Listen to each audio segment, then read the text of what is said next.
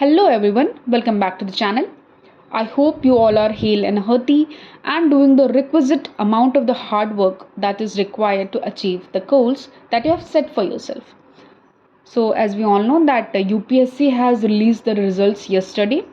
So first of all, congratulations to those who made to the list, and definitely this will serve as an inspiration to those who are preparing that one day they are going to reap the benefits of their result, and those who could not find their name in the list, please mind my words that your hard work is never go in vain. You are going to reap the benefits of your hard work in the times to come. So let's begin the lecture.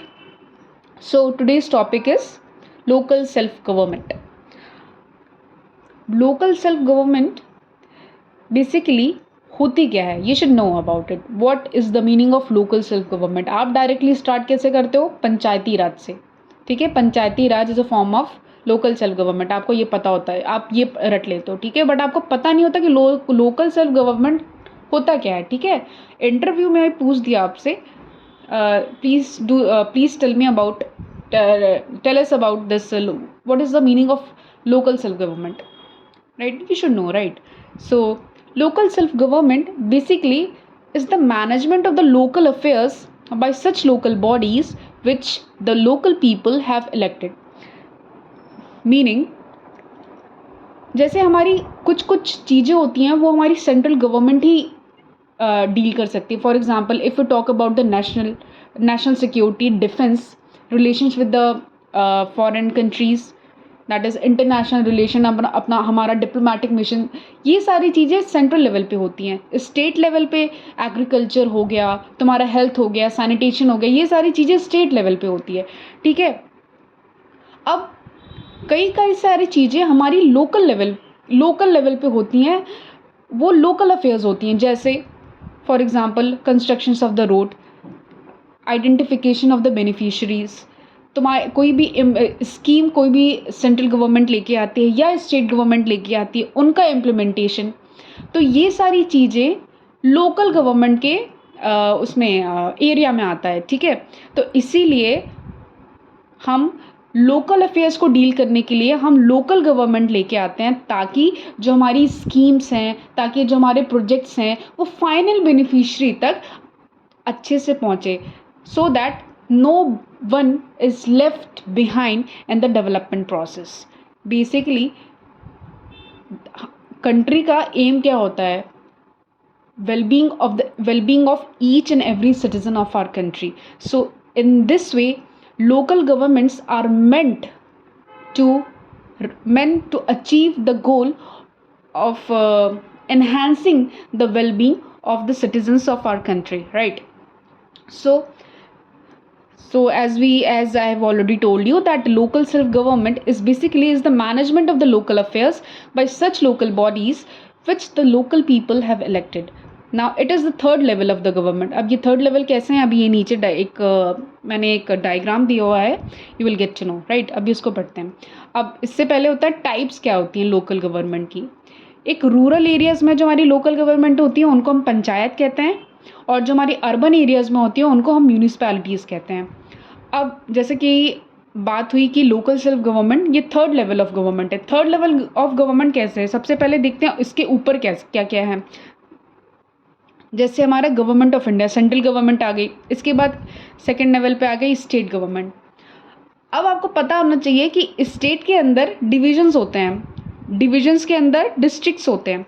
अब इस district में rural area भी आता है, urban area भी आता है. तो रूरल एरिया में हम क्या कहते हैं, रूरल एरिया में डिस्ट्रिक्ट को फर्दर डिवाइड किया जाता है ब्लॉक्स, और ब्लॉक्स के अंदर विलेज आ जाते हैं. ब्लॉक्स को क्या कहते हैं? तहसील हिंदी में, और विलेजेस को ग्राम पंचायत. ठीक है, अब अर्बन एरियाज़ की हम बात करते हैं तो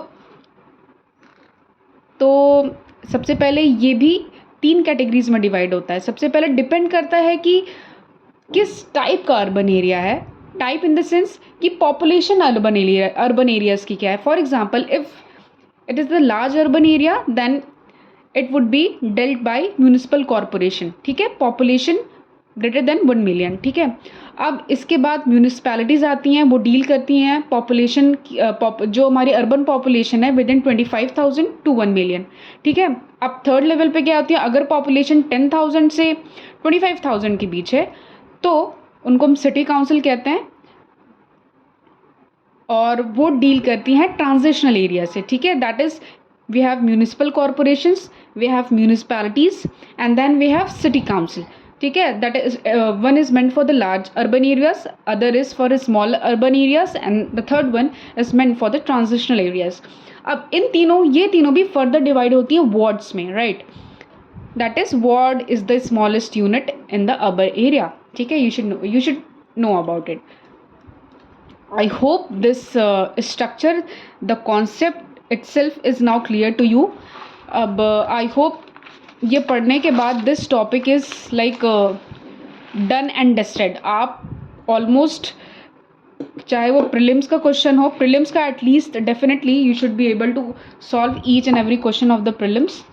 अब आगे बढ़ते हैं। अब हम पढ़ेंगे कि पंचायत का मतलब क्या होता है, ठीक है। The word panchayat means an assembly, ayat of 5, panch, that is 5 people who rule. Panchayat मतलब लिटरल मीनिंग वर्ड का क्या है, assembly of the 5 people who rule, Panchayati Raj, ठीक है। And basically these elected local self government bodies came into existence after 1882 when Lord Ripon, the father of the local self-government, took the initiative to create these bodies. This is a fact for the prelims. Who is called as father of local self-government? It's Lord Ripon, ठीक है। अब M क्या है, जैसे कि हम बात की लोकल सेल्फ गवर्नमेंट की नीड क्यों पड़ी, ठीक है। Basically to build the democracy at the grass root level, grass root level पे डेमोक्रेसी को बिल्ड करने के लिए हम पंचायती राज लेके आते हैं, लोकल सेल्फ गवर्नमेंट्स लेके आते हैं, ठीक है। और एक एम ये भी होता है कि ये इंश्योर करे इन लोकल बॉडीज़ के थ्रू हमारा जो डेमोक्रेटिक डिसेंट्रलाइजेशन का प्रोसेस है वो इंश्योर हो, ठीक है। अब हम पढ़ेंगे कि डेमोक्रेटिक डिसेंट्रलाइजेशन क्या होता है। जैसे कि हमने बात की कि लोकल सेल्फ गवर्नमेंट के थ्रू डेमोक्रेटिक डिसेंट्रलाइजेशन को हम इंश्योर करते हैं, ठीक है। So you should know what is the democratic decentralisation. Now it refers to the process, the power, it refers to the devolution of what, there are 3 terms, you have to devolve your power, your resources and the decision making authority from central government to local governments such as panchayats and municipalities. Okay, I think this concept is clear from the diagram itself.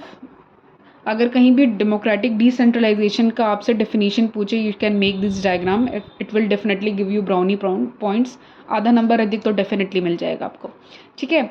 And it was introduced through 73rd and 74th Constitutional Amendment Act. That is I have written this here, right? So I hope this basic, that is the starting point is clear, and we are going to take the lecture in further videos. It's a long topic, एक video में काफ़ी time लगेगा, so I thought of taking this topic in part-wise manner. So I hope you like the video. Do subscribe to my channel, and thank you and have a good day.